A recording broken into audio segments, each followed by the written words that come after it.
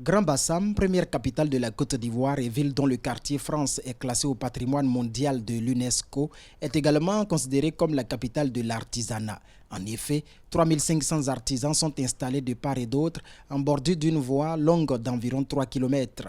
Ils occupent ce site depuis les années 70. Vanniers, peintres, bronziers, ébénistes, tapissiers, promoteurs de galeries d'art et bien d'autres exercent leur métier dans ce village artisanal depuis un demi-siècle. Des métiers qui nourrissaient plus ou moins son homme avant l'avènement du Covid-19 selon les artisans. Mais depuis mars 2020, l'écoulement de leur création est difficile. En cause, baisse des touristes locaux, rareté du tourisme sud-sud et absence des touristes occidentaux due à la crise sanitaire. Conséquence, chute de 70% des chiffres d'affaires des artisans. Les activités se portent très mal. Au temps de Corona, c'est très compliqué. Seuls les durs avancent parce qu'on n'a pas de clients, les choses sont plus compliquées. Avant le Covid-19, par jour, chaque artisan avait une dizaine de clients en moyenne. Aujourd'hui, ils peuvent passer toute une journée sans rien vendre. La morosité est donc palpable ici. En effet, nous avons passé 3 heures de temps dans ce village artisanal dans le cadre de ce reportage. Et c'est une seule commande dont nous avions été témoins. C'est un client qui est venu depuis lors. Voilà, donc il avait commandé le travail avec nous.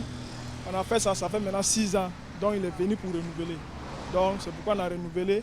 C'est le travail qui est là. Donc on a fait la livraison.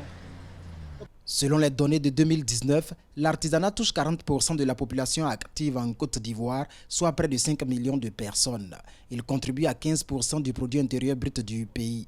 L'informel, le manque de sites pour les artisans et la difficile adhésion des artisans à l'actuelle opération d'identification des artisans sont autant de défis qui minent le secteur. Et certains d'entre eux souhaitent des états généraux du secteur pour une meilleure relance de l'artisanat ivoirien. C'est un secteur d'avenir. Nous demandons aux uns aux autres, à chacun, en tant qu'artiste, en tant qu'artisan ou en tant que promoteur d'art, de nous asseoir un jour et de faire les états généraux de l'artisanat ivoirien pour pouvoir répondre à un certain nombre de problématiques et apporter des solutions meilleures. Notons que l'urbanisation galopante à Grand Bassam est en train d'engloutir l'actuel site du village artisanal et faute de lieux appropriés pour l'instant, certains métiers de l'artisanat disparaîtront de la ville. Cependant, la municipalité a prévu un nouveau site de 3,5 hectares pour relocaliser les artisans, mais les travaux de mise en valeur du dit site n'ont pas encore démarré au grand désarroi des artisans.